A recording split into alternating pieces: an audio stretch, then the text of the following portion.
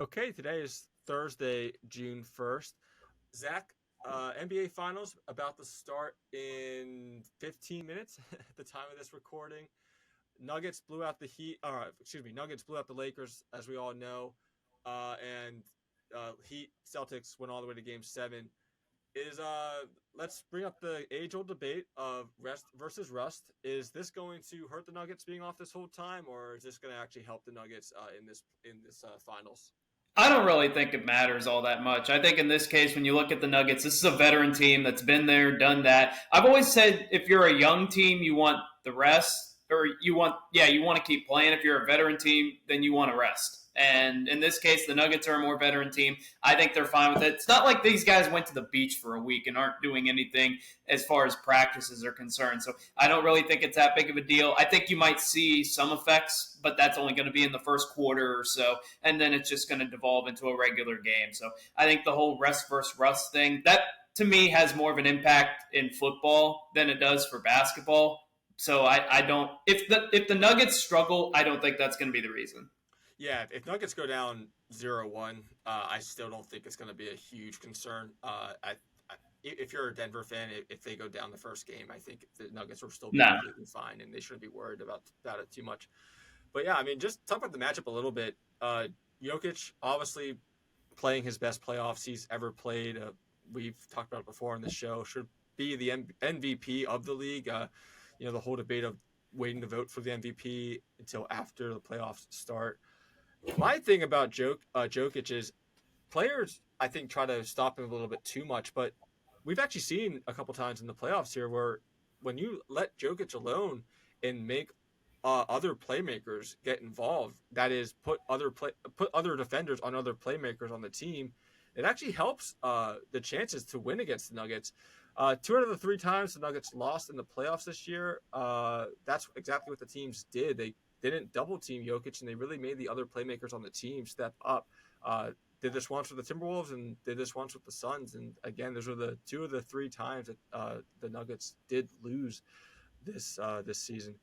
But it'll be an interesting series. Heat's odds to win the series plus 300. Their odds to win against the Bucks was plus 750. So can't really take that got to take that with a grain of salt, of course.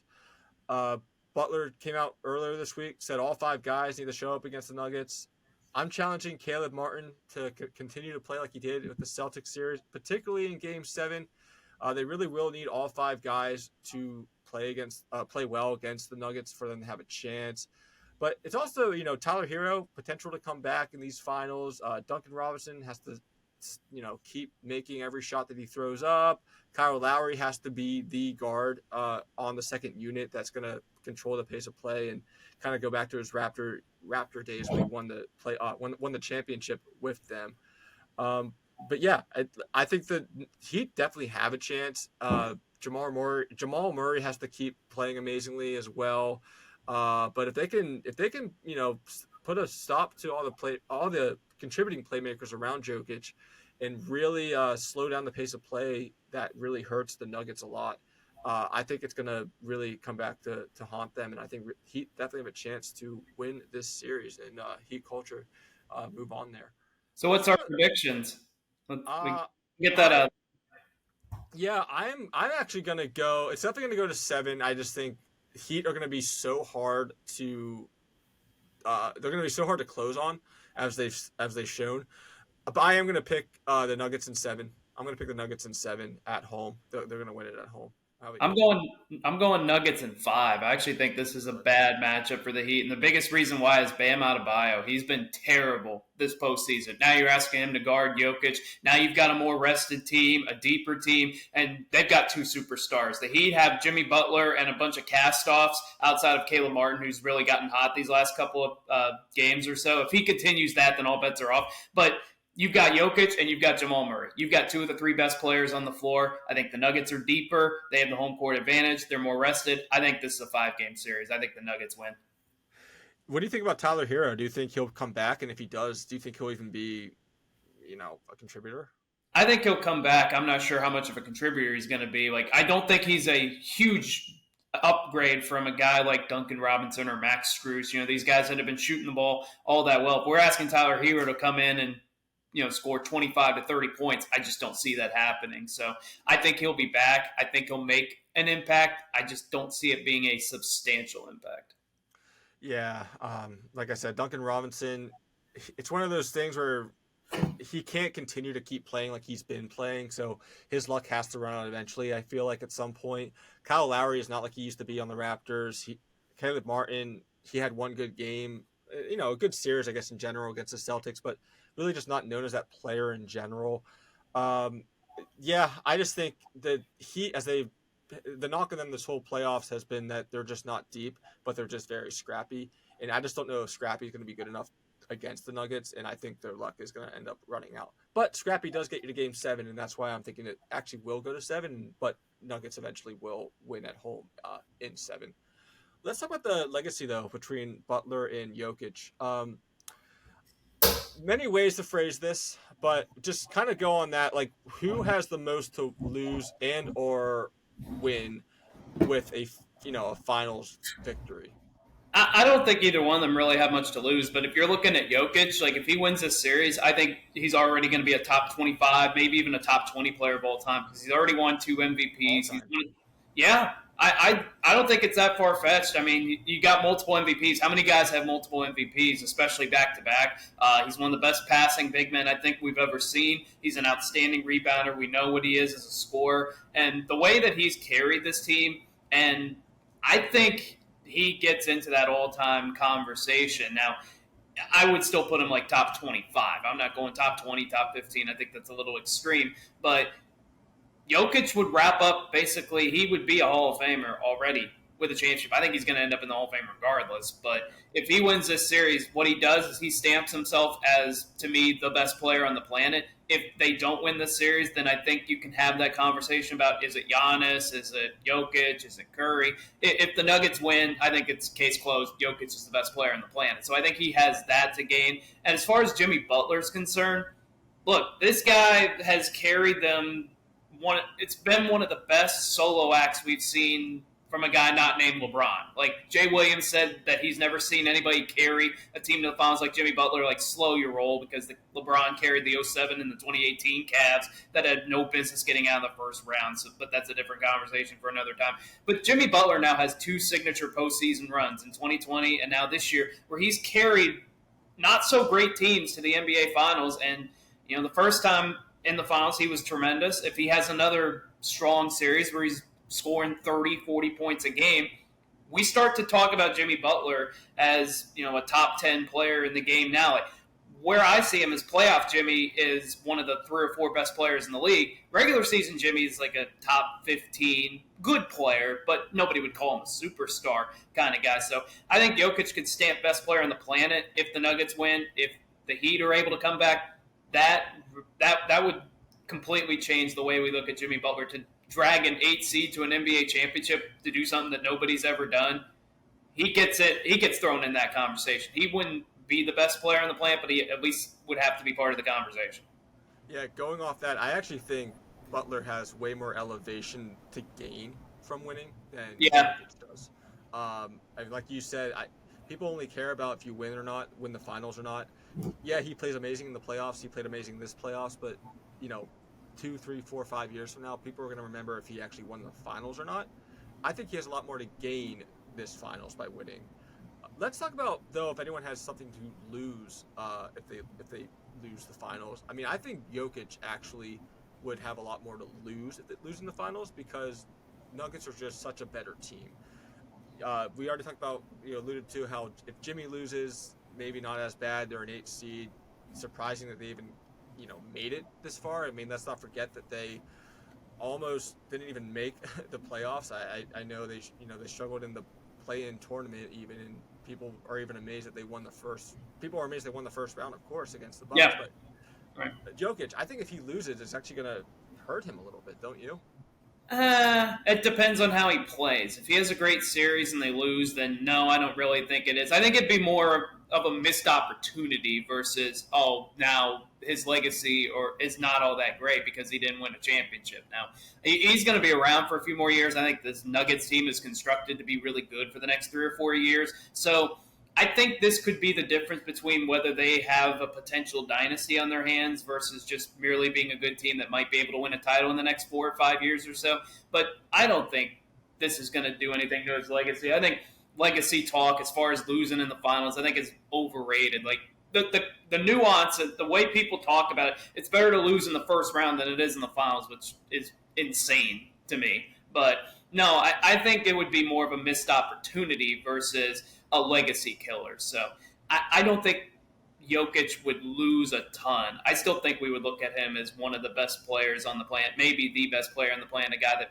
has won 2 of the last 3 MVPs and probably should have won the last 3. So, but that's the thing. Like, when is he going to win a championship? Well, you alluded to it. I was going to actually ask you about that. So, if they win the finals, do you think that people, talent will flock to Denver like they never really have done before? But do you think winning the finals will help build that dynasty by building their name up? It could. I don't think it's going to attract the superstars because I don't think this team is built to attract a whole lot more superstars. Jokic is signed long term. Murray's, I think, signed for a good while. So it's not going to be like you're not going to get somebody of Kevin Durant's stature going there. Like it's not going to be when he went to Golden State. I think it's going to be more veteran guys that are kind of ring chasing or those good shooters or good rebounders, guys that know their role might be more willing to go out there. So I think that's probably what it leans more to rather than, veteran guy that wants to make some money just usually ends up going to a place like Miami because it's Miami, or go to the Lakers because, you got beaches and you got warm weather. Maybe those guys take a look at Denver as a secondary look, but I don't see another superstar going out there.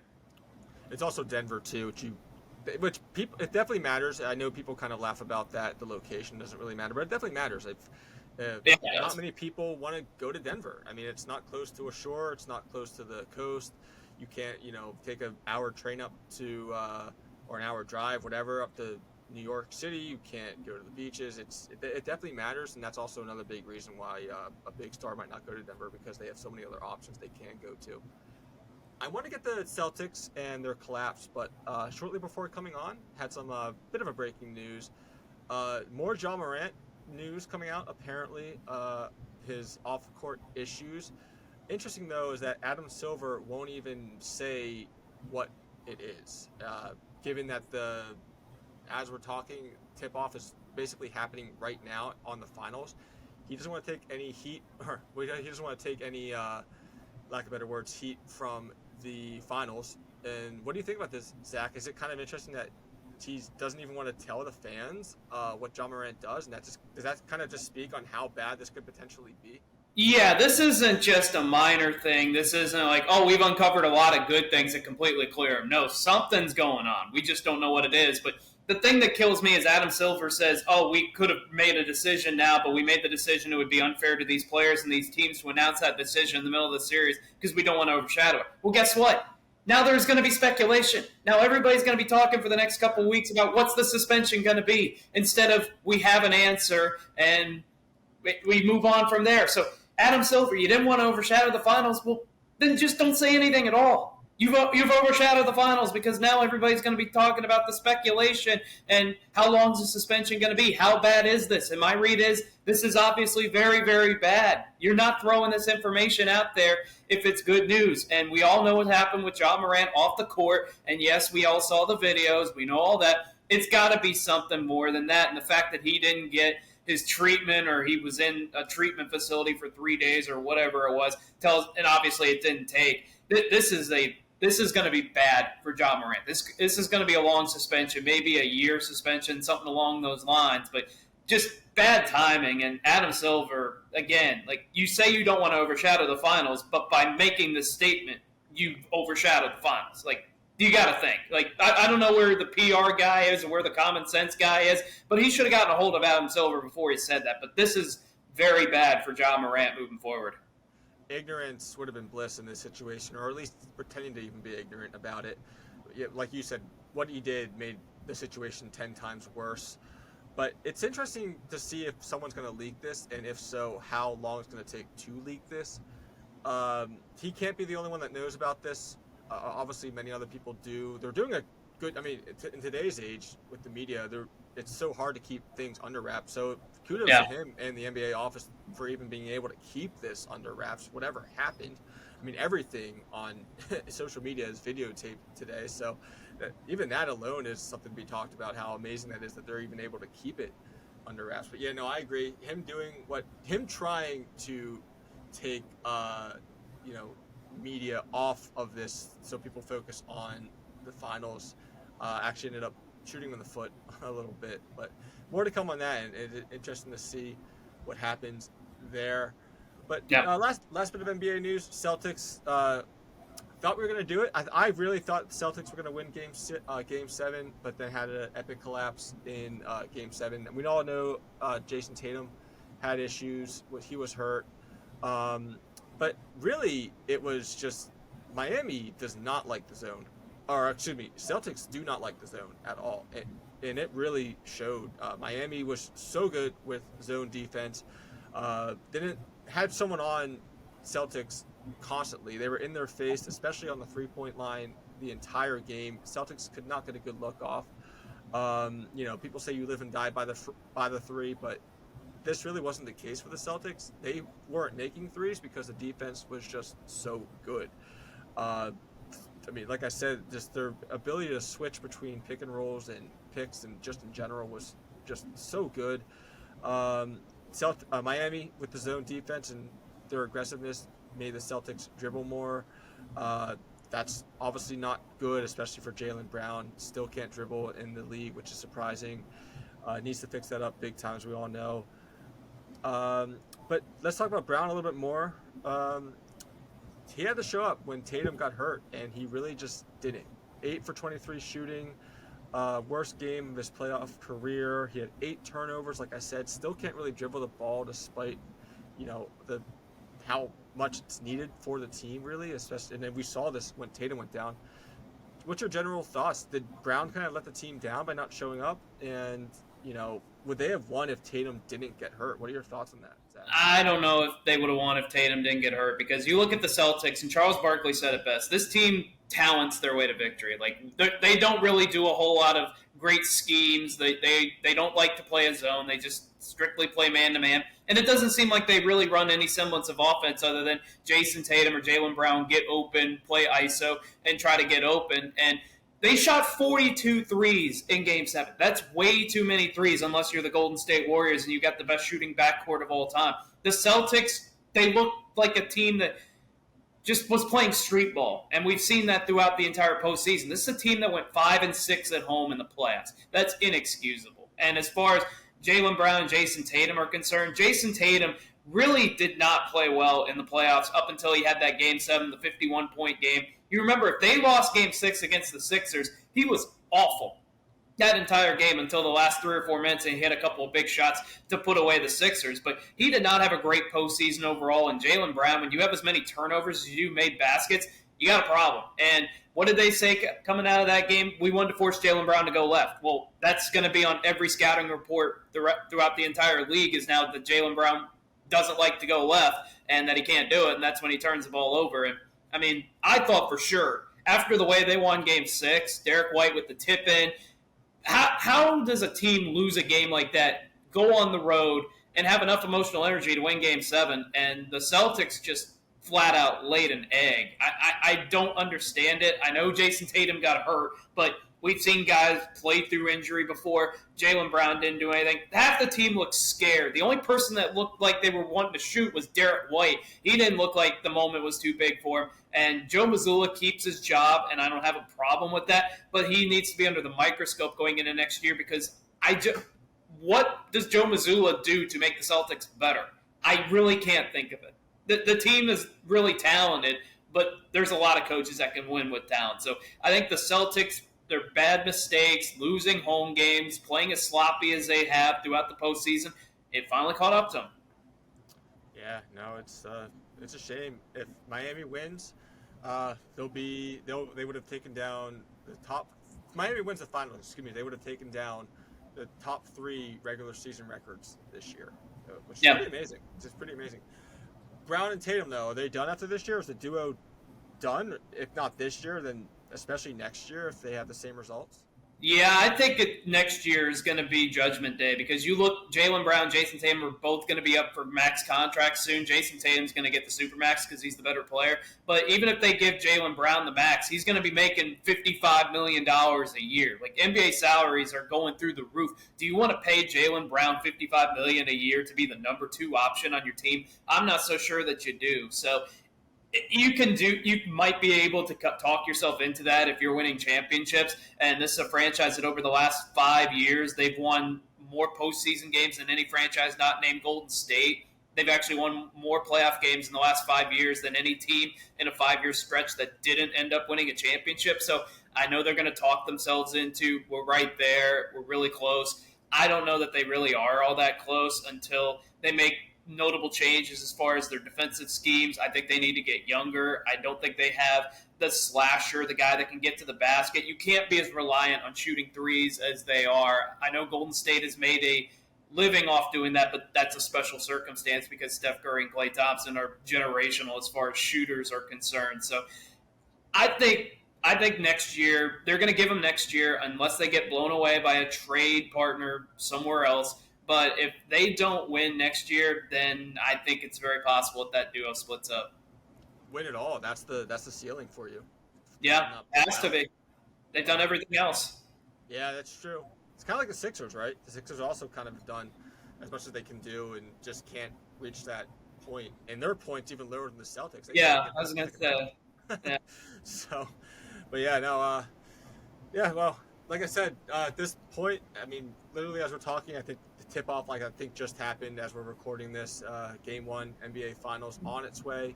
Game 1 of NHL Stanley Cup Finals tomorrow, Friday. We have an amazing interview with Bill Bradley, sports editor for the Las Vegas Review-Journal for over 6 years, now a sports content creator. Good interview with him coming up. Gives us a great preview into the Panthers and Golden Knights matchup we have coming up next, beginning tomorrow into the next couple weeks. So we'll leave that with him. But stick around for that interview. Great interview. Good insight into the Golden Knights and just Las Vegas sports in general. I want to leave with just some NFL news. DeAndre Hopkins finally released by the Cardinals. They did it 3 days before. I don't really know the logistics, but if they waited 3 more days, it would have been a much higher cap hit for the Cardinals, and that's why they released him when they did. Where do you think? Do you have any inclination on where he might go, Zach, next year?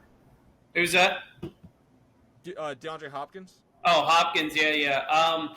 I think there's a couple of teams that are interesting possibilities. Obviously, I think the Patriots come to mind because they've always signed older veteran receivers, and what do New England need more than anything? They need a good wide receiver. Their skill position guys over the last 3 or 4 years, probably among the worst in the league, and you got to get somebody to help out Mac Jones. I think the Cowboys, anytime that a wide receiver comes up, Dallas's name is going to be brought into it, and it should, because outside of CeeDee Lamb, who do you really trust? Michael Gallup's injured half the time. Noah Brown's decent, but he's probably a number 3 receiver at best. I don't really love that receiver room, especially with Dalton Schultz leaving this offseason. The Giants should be in that mix because the Giants badly need wide receivers. DeAndre Hopkins, I think, has a game that translates well as he gets older because he's not as reliant on his explosiveness. He's a great route runner, has spectacular hands. I think he's going to be effective for another 4 or 5 years. I think any team that's a contender should be up there. I think the Eagles will be in the mix as well. Going to the NFC, he's already professed how much he likes playing with Jalen Hurts, or would like playing with Jalen Hurts. Name a contending team, and you're probably going to have some interest with DeAndre Hopkins. So my guess is I'm gonna go out on a limb, and I'm gonna say he ends up with the Cowboys. Just kind of throwing that out there, but there's about 10, 12 teams that I think have serious interest, and I know people talk about Houston, Carolina. I don't see it. I think DeAndre wants to go to a situation where he actually has an elite quarterback and where he has a chance to win. Any chance he joins Beckham in Baltimore? I could see it. I mean, the Ravens have spent all offseason trying to actually get some wide receivers. They went and got Zay Flowers in the draft. They obviously got Odell Beckham. Yeah, if you're Baltimore, you should be at the front of the line to get DeAndre Hopkins. I think he and Lamar would be great together, and I think that would be a really good situation. Like, again, if you're a contender, you should be in on DeAndre Hopkins. If you're not stacked at wide receiver, maybe like the Bengals. I think they might be the one contender who's not really in the Hopkins mix because they're already set at that position. So, yeah, Baltimore should be near the front of the line for DeAndre Hopkins. I think, if I'm not mistaken, at the time we're recording this, I think the Bills and the Ravens are the betting favorites to land DeAndre Hopkins. Now, where does Vegas get that number? I don't. Who knows? But I am actually going to mention two teams you didn't mention yourself as possibilities. I think Miami could be a good landing spot for DeAndre Hopkins. I know he's not the quickest guy anymore. He never really has been known to be the fastest guy. You kind of mentioned it yourself. Known more for his intellect and just route running, and loves to be in the middle of the field. Great compliment to Waddle and Hill that are going to be very fast on the outside, where he's going to have a lot of single coverage in the middle of the field. And we all know Tua loves throwing in the middle of the field. So I think he could actually be a really good addition to Miami's offense. And I think I could see him really going there too as kind of a dark horse in all of this. And then, of course, we know another name I'll throw out there is the Lions. Lions could use him as well. I know Lions are definitely trying to build more of a younger team, but the Lions just had Jameson Williams suspended for his betting mishaps in the offseason like a month or two ago. They let go of TJ Hawkinson as well in tight end position. So they definitely could use somebody in the middle of the field. And like I said, I think Hopkins really is comfortable in the middle of the field and could definitely contribute to the Lions offense as well. But I still think, in my opinion, I think the best fit would be Miami, just for what I said, just how good of a compliment he could be to Waddle and Hill next season. But yeah, so and without further ado, we'll go to Bill Bradley. We'll go to the Las Vegas area, talk to Bill Bradley. Great interview with him. Stanley Cup Finals coming up tomorrow.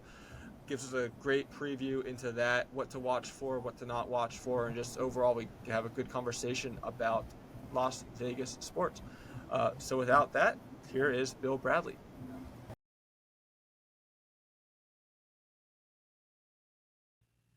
Okay, we now welcome on Bill Bradley, former sports editor for the Las Vegas Review-Journal and now a sports content consultant. Bill, no matter what, this year the Stanley Cup playoffs will have a new champion, a first-time champion that for the Stanley Cup. Why is it going to be the Golden Knights? I know you're very familiar with them. You cover them for the whole time they've been in existence. I know when you were at the Journal, you were with them when they were the first 6 years of their existence in Las Vegas, the Golden Knights. Very familiar with them, and I know you have reasons as to why they are going to win the Stanley Cup this year as we head into Friday. And why is that going to happen, Bill? Well, I mean, if people want to play the line from the owner, he predicted this would be the year they win the cup. When the team was announced, he said they'd win it in 6 years. The only problem was they almost won it in their first year too. So, but I think the actual reasons why is they've done a hell of a job of building a team. They've which in the NHL, I don't care what anybody says in terms of they had the expansion draft given to them. 6 years in, only 6 of those players are still left, and they've utilized draft picks, players, everything to try in their own to try and get better over, and they've turned that into trades for Pietrangelo, Stone, Eichel. All those have been acquired by assets they had from way back with the in the expansion draft and what they did during their first season. And the amazing thing is they went to the finals in their first season.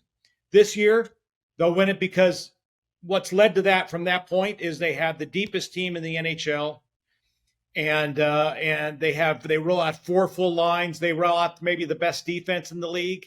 And the fact, I think this is the most telling thing about the defense.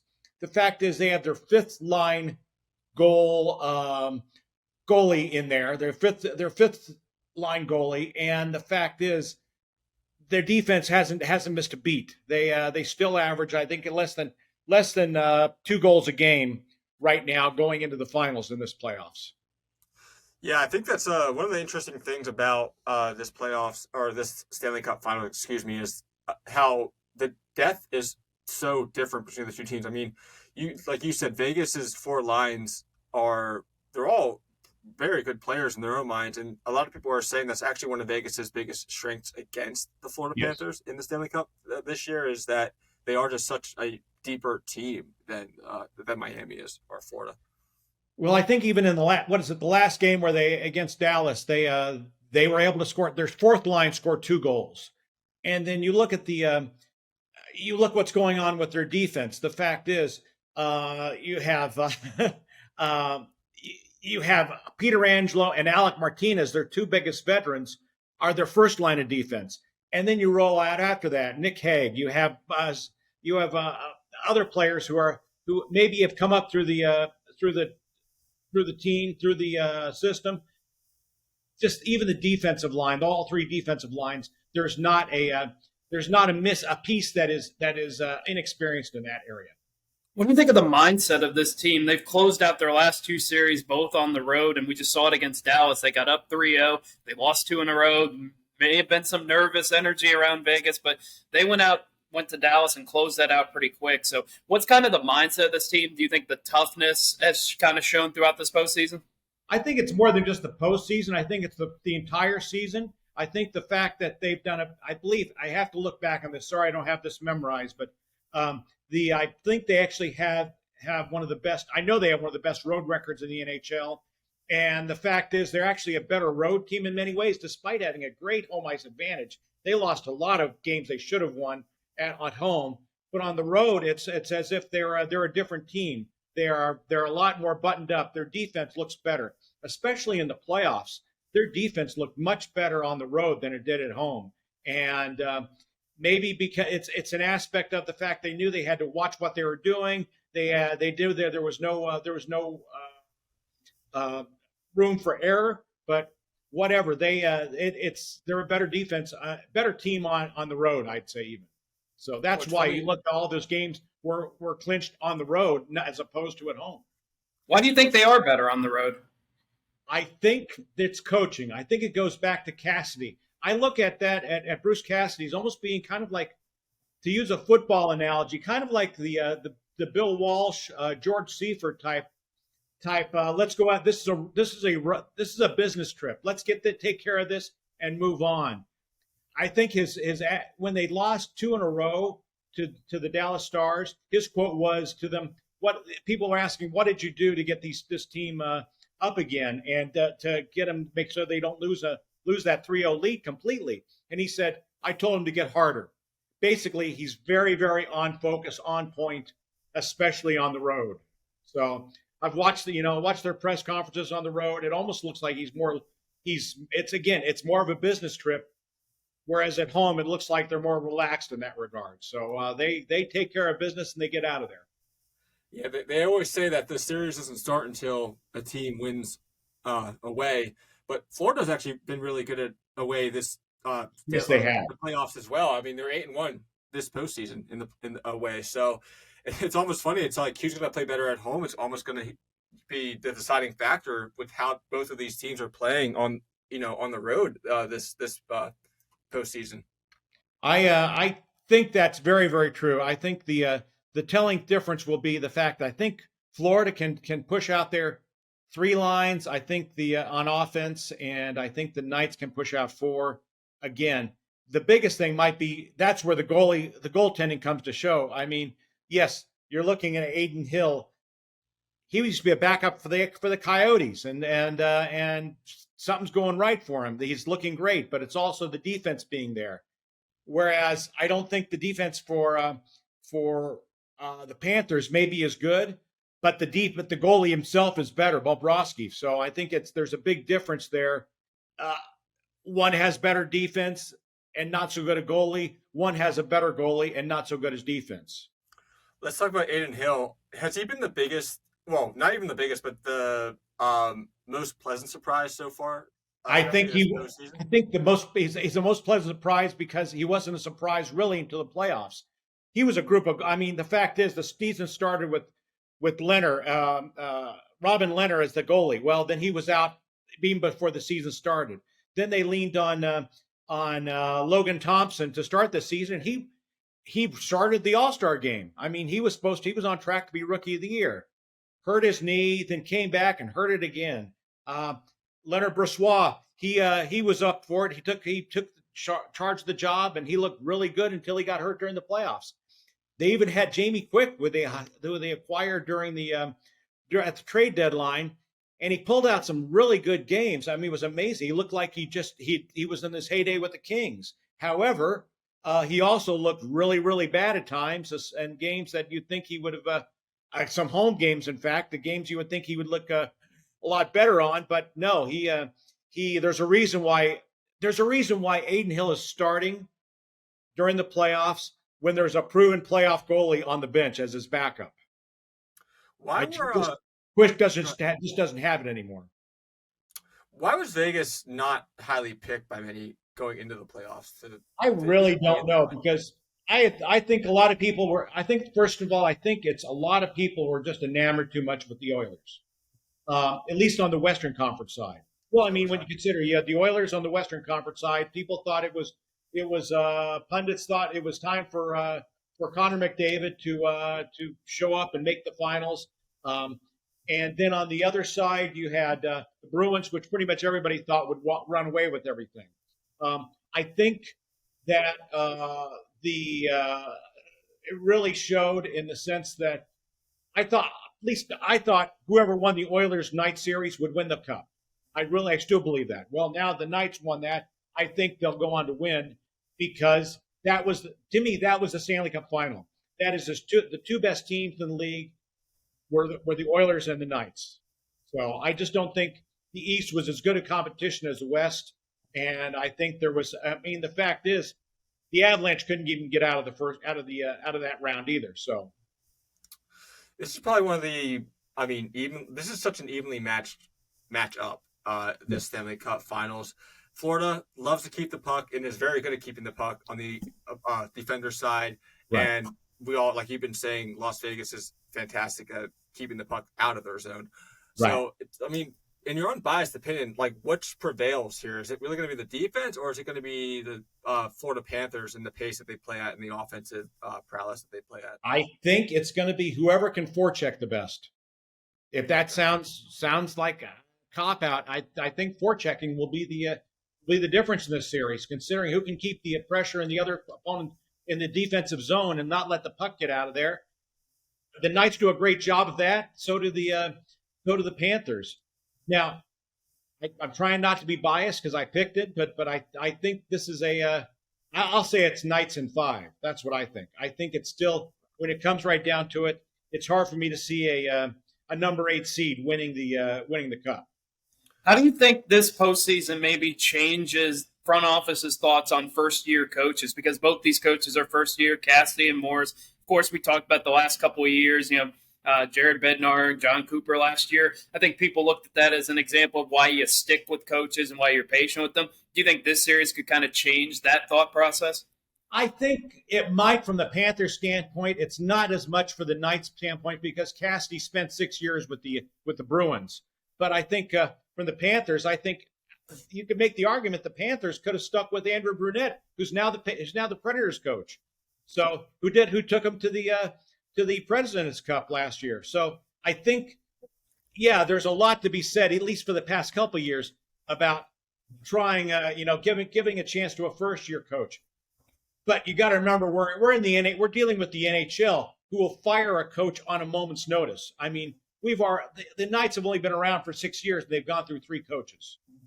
If this was the NBA, if this was the NFL, you would see coaches at least having some stability. Heck, you would thought Gerard Gallant with the Knights, you would think after going to the finals in his first season, he would have had 5 years. If you're in the Super Bowl, you get pretty much a pass for 4 or 5 years in the NFL. In the NHL, getting you to the finals doesn't give you a pass. It gets you even more pressure, expectation. So where are you going to win it next year? So if there's a weakness with this Vegas team, it appears to be like penalty killing. They're only killing them 63% of the time, which is 14 out of the 16 postseason teams. Like, how are they going to be able to mask that? Or is that something that's going to come back to bite them if they lose this series? Is that going to be the reason why? I think the penalty killing is a little skewed in the sense that they played the best in the second round. They played the best penalty power play team in the NHL, and then against Dallas, they played one of the better ones. I mean, the fact is, when you had McDavid and Draisaitl with the Oilers, you were pretty much guaranteed you get a penalty, they're gonna score a power play goal. So that skewed anything else. Take that factor out, they're not that bad a power play team. That said, that would be their one weakness, and I think I saw a little bit of it later in the series with Dallas. The fact is, the key for the Knights is not to make penalties. I mean, they actually have talked about that. That's the one narrative. They can avoid the penalty box, they can win. You look back at their games that they won, there maybe have been one or two penalties. I mean, I was amazed how it's smart that the coach actually saw that and said, don't take dumb penalties, and players follow through with it. It's one of those things, you can say it all you want, but unless the players do it, it doesn't work, Both teams have only trailed in the playoffs once so far, and it was Right. early on in the playoffs too, if I'm not mistaken. I know Vegas particularly has only been down. The only time they were down the whole playoffs was 1-0 Winnipeg, when Winnipeg was up Right. by one first game of the, Which a lot of people were surprised at that too. So Yeah, well, but I'm going to ask you though, does this kind of take any emphasis off of winning that first game? Because we all know the Panthers are coming back from a 10-game hiatus. A lot of people are saying that might actually hurt them. It's going to kill their momentum that they built this whole playoffs. If Vegas wins this first game, given how both teams are, so in tuned to being ahead in these playoffs, is that really going to make that much of a difference, or is it going to be just kind of let's see and play how all this works out? it's the old question of rest versus rust. And the fact is, I think whatever happened in the previous couple series, I think you throw that out completely. Sorry to say, I know that's a lame answer, but the fact is, you don't want to lose any games in the finals, because if you lose one game, you're putting yourself behind the eight ball. It's going to be too hard to catch up. Whereas in the semifinals, the mentality changes. Even in the first round, okay, we can still catch up. There's more of a desperation when you get to the finals. Every game is important. I know in the playoffs, every game is important in the playoffs, but it becomes heightened in the finals. I mean, the fact is, to lose one game and go down 1-0, that aspect of desperation can come in really quick. I remember during the finals in 2018, the Knights won the first game against the Capitals, and then the Capitals stormed four more. And you can say that maybe it was maybe they lost the second game when Alex Tuck had a wide open net, and he could have put it away and given them a lead, and they could have hung on for it. However, that's how thin the margin is in the finals. I mean, the fact is, you look at that and you say, okay, if they're up 2-0 in the finals going into Washington, it's a lot more competitive series. But it actually felt like you lost one game, and then you're playing catch up the rest of the way, especially when you lose the home ice advantage. Tell me what Vegas is like as a sports city, because I know a lot of warm weather, like Miami, Los Angeles, they get a bad rap, and somewhat deservedly so, because their fans don't always show up. But it seems like Vegas fans, they're big time behind the Knights. We know that they're pretty much behind the Raiders completely. Like, what's the sense of the Vegas fan? Is it like the New York or Boston fan as far as the rapidness, or is it somewhere kind of in the middle of that versus the more warm weather cities that are more laissez-faire? We are a town, I'd say, of it's kind of an amalgamation of different types of fans. I mean, there are a lot of New Yorkers here. There are a lot of West Coasters here. A lot of people from California. That all mixes. And I think, first of all, let me say, the Raiders. If you go to a Raiders game, you find out very quickly that there's not all Raiders fans. In fact, most of the time, estimate it's about 50% the other team, and they don't mind that. They sell the tickets there, so that makes them happy. However, a Knights game, it's going to be 85 to 90% the Knights. We're a tourist town, so no matter what, you're not going to get away from the fact that somebody's going to sell their tickets or somebody's going to sell their seasons. I mean, if I can sell one ticket for $2,000 to pay for next year's season tickets, I don't blame people for doing it. That said, the attitude of the Las Vegas fan is they really love the Knights for one reason. I believe for the main reason is the fact they were started here. It's not like the Raiders, they moved here. It's not like the possible A's who are maybe moving here. The fact is they use the hashtag VegasBorn in terms of their on their Twitter page. But the point is, people have a real affinity for them. They really bonded with the city because their first game was 4 days after the October 1 shootings in 2017. Mm-hmm. And so the day after, the Knights players were at blood banks giving out orange juice, food and everything. People waiting in line there. They were helping out wherever they could around the city. So that bonded the team to the fans very quickly. And then they won their first game. Then they came back 2 nights later, and they already they did a ceremony where they put up the names of every one of the victims in the October 1 shooting. It may sound weird, but that is what bonded the team to the fans. And as long as people have a memory of that, it will make people really feel like it's their team. And I hadn't seen anything like this. And I've lived all around the country being a sports editor. And I ran coverage of the Predators when they first started. Ran coverage of Minnesota North Stars when I lived in St. Paul. Ran coverage of the Coyotes when they moved the same year they moved to Phoenix from Winnipeg. I had never seen anything like this. The closest I saw were the way Minnesota North Star fans had taken to the North Stars. But this is really something. Let's talk but about as far that, as the type of fans is, they're very protective of their team. They'll show for that team. It was kind of weird in 2018 when you saw as many Capitals fans, but I think in Game 5, most people had given up when they were down 3-1 too. So, well, let's talk about that a little bit more. Talk about Las Vegas just as a growing sports market. We've had Vegas expand here for NHL. The Raiders came to Las Vegas. A's might come to Las Vegas. Mm-hmm. What is it with Las Vegas that these teams are flocking to? Is it a growing sports town that has been the last 10 years? And if so, why? It all changed first of all, it changed when the NHL decided to take a chance. Obviously, before that, nobody wanted to touch Vegas because the gambling. Pro sports leagues didn't want to be associated with Las Vegas because they were afraid that they worry about the aspect of gambling, the stigma, the fact that maybe somebody would think their players would be on the take or they'd be too susceptible to that. Even the same year the Knights were announced, the NFL nixed a fantasy football draft here in Vegas that was going to be run by Tony Romo. Famously, years later, you have the NFL draft 5 years later hosted on the Strip in Vegas.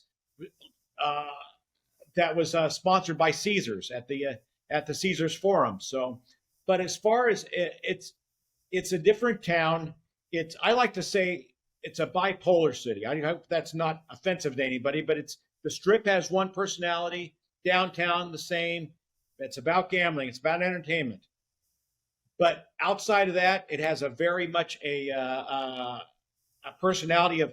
I equate it to Phoenix. I grew up in Phoenix, and Summerlin is like Scottsdale. North Las Vegas is like Glendale. Henderson is like Tempe and Mesa.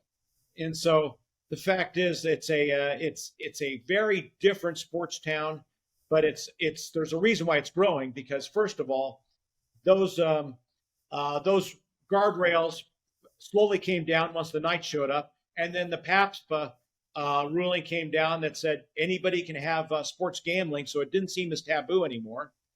And suddenly, that's when the Raiders said, "I think this is a good timing, especially when their move to LA was denied by the league." So they decided to come here and talk to Las Vegas officials.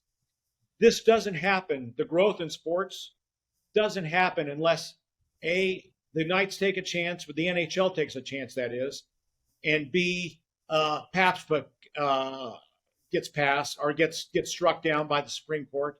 and suddenly you have the NCAA holding events here. We just had an NCAA regional here this past March. So the fact is, or April, excuse me. The fact is, everything changed with those two events. Yeah, I mean, do people want the A's? I mean, going back to the A's and the expansions, do they want the A's, or do they kind of want to see them stay in Oakland? What are the thoughts with the A's potentially coming in? I can only speak for myself. I want the A's because for one main reason, we're not going to get baseball. And this is from somebody who I used to be the sports editor at the Sacramento Bee. The A's were off and on, good and bad. They're not always bad. They just go through every 5 years where they purge their team and they bring up their young stars and they go from that regard. But I want the A's because if you wait for an expansion team, it's our best chance for a real team because Portland or Salt Lake or Charlotte or even Orlando, they all want an expansion team or they want a move team. Nashville, excuse me. They're the ones who are going to get the expansion team. If Vegas wants a team, this may be the only chance because it's not as high as some of those other cities in terms of TV market. And it's also, you're talking somebody has to come in and build it's going to cost like almost $2 billion just for the expansion fee, maybe $1 billion, but a very high expansion fee. Then you got to build a stadium. Then you got to fund the team. So you got to walk in with like $4 billion in your pocket to do that. So I hear a lot of people. Some people want him. Some people are fixated the fact that they're losers. Look past this. They were in the playoffs for 4 straight years after 3 years ago. And the fact is, I don't think people realize this ain't going to happen unless it happens with the A's. What's the vibe with the Raiders? Because there's the Jimmy Garoppolo. Is he going to pass his physical, and is he going to be able to play for them?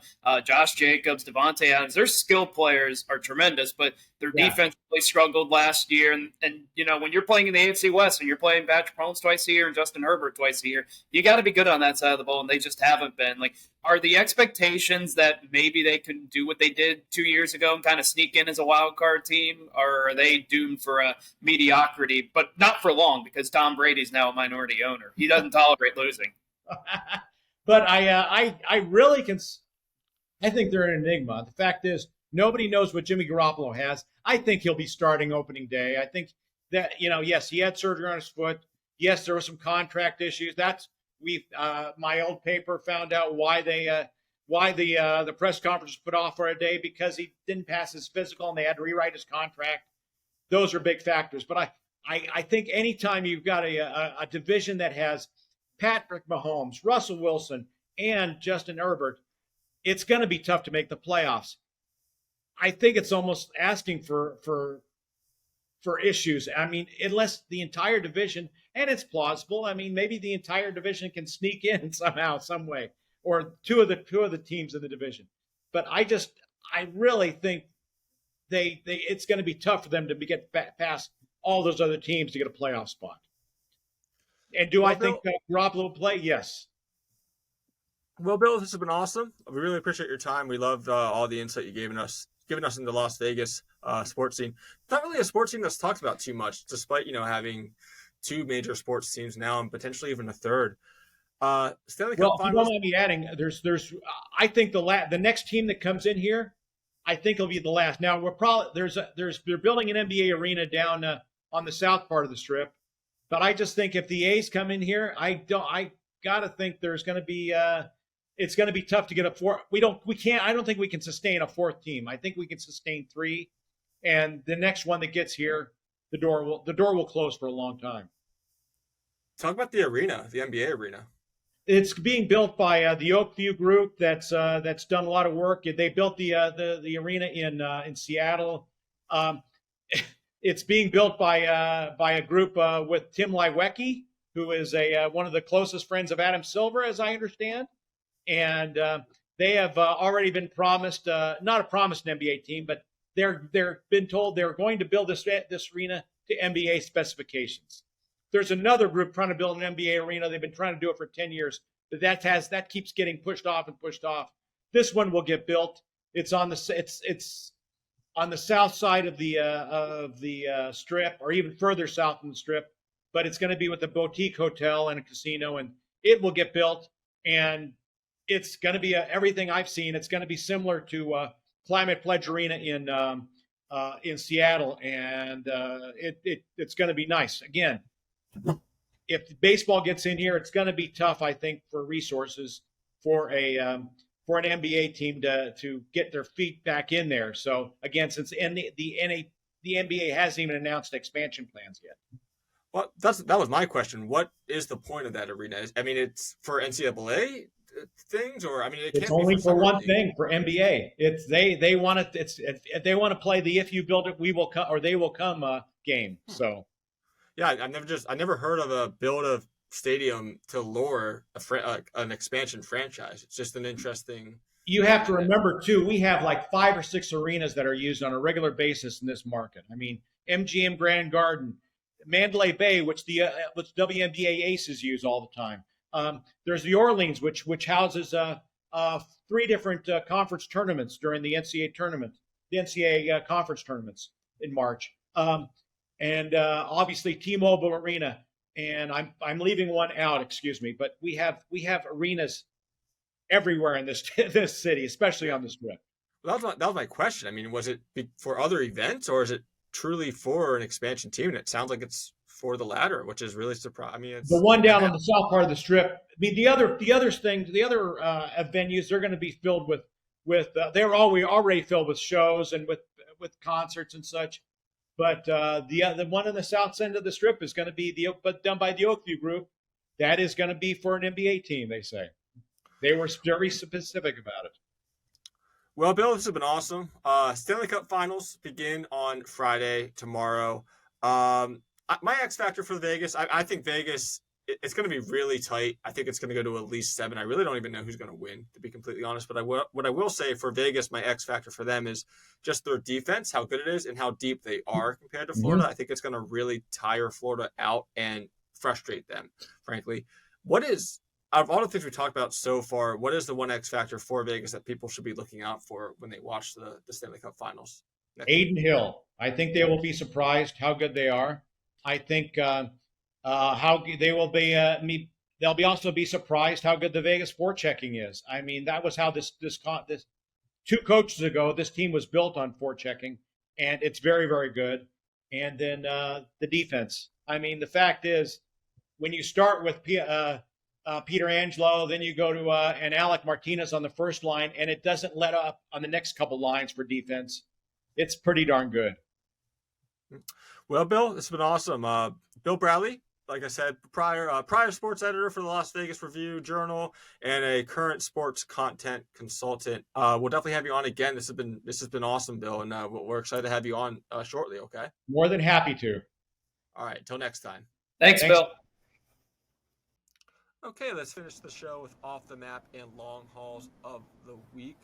Zach, who is your Off the Map of the Week? My Off the Map of the Week, I'm actually going outside the sports world. I'm going with Al Pacino. How about an 83-year-old man expecting another child with a 29-year-old? Like, first of all, you're 83 years old and you can get a 29-year-old. Congratulations, man. I hope to have that kind of success in about 50 some odd years or so. But look, 83-year-olds should not be having kids for obvious reasons. Because at best case scenario, when that kid graduates high school, Al Pacino is going to be dead. So, I mean, it's worth somewhat celebrating the fact that he's 83 and getting a 29-year-old. But no, men that age should not be having kids. There needs to be an age limit on a lot of things. There needs to be an age limit on who can be president. There needs to be an age limit on who has kids. And there's probably an age limit on who can drive. Things like that. But that's my Off the Map this week. Yeah, good for him. Definitely has the money to have a kid. No doubt. Kid might not remember him by the time he dies, but we'll see. We'll see what happens. Good, like I said, though, good for him. Must be nice to have that money and be that successful. No kidding. I'm going to stay a little bit tongue-in-cheek as well, but keep it in the sports world. No one's really talking about how the Heat have a player called Nikola Jovic. Yeah. Jovic. I think it's a little bit funny. I didn't even know that until I looked up their roster earlier.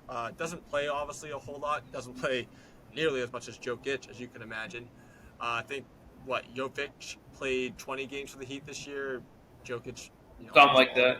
All of them 84 points per game. Jovic has like 5 when he plays, and we all know Jokic is a premier scorer. So, but hey, that's a little fun thing. It'll be fun if they have the 0.1% chance of guarding each other in the finals. If Jokic even sees the floor, we'll see. But I think it's will definitely be a hard on the announcers to keep up if they actually do end up guarding each other.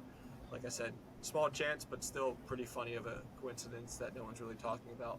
And he's 19 years old, so if the Heat were to actually win the series, he can't drink champagne. Yeah, very true. Yeah. One of the few players on the Heat that can, I guess, drink champagne. If not the only, maybe. I know definitely a order of a team. Long haul of the week, Zach. Who was your long haul of the week? Long haul of the week, Pat Riley. He's been involved in 25% of the NBA Finals that have ever been played. When you talk about how many times he won as a player, I believe it was 3 times. As a coach with the Dynasty Lakers in the 80s. They made the Finals all but I think 2 years in the 80s, which is just insane to think about. And then what he's done as an executive, winning a championship in 06. He was actually the head coach of the Miami Heat, took over for Stan Van Gundy mid-season in 06.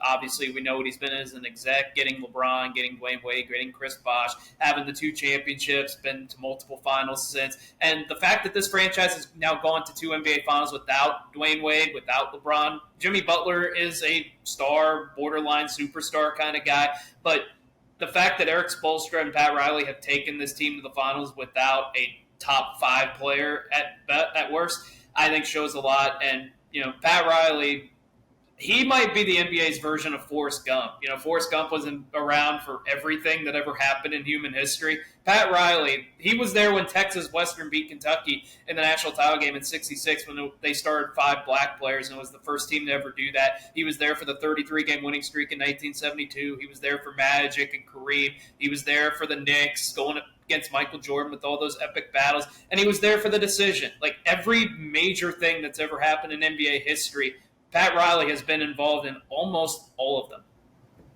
I'm going to go to golf for my long haul of the week. A lot of backlash on Michael Block this week. Went on a podcast basically saying he would be as good as Rory McIlroy if he could drive as far as Rory could. We all know Michael Block, amazing story. A couple weekends ago with the PGA Championships, finished I think 15th overall. Was a PGA pro. A lot of people surprised he even finished as high as he did. But yeah, came on a podcast, said he would be good as Rory McIlroy if he could drive as far as he could. Basically said, hey, my iron game, approach game, putting game is all better than Rory is, and if I could drive as far as he could, I'd be as good as Rory is.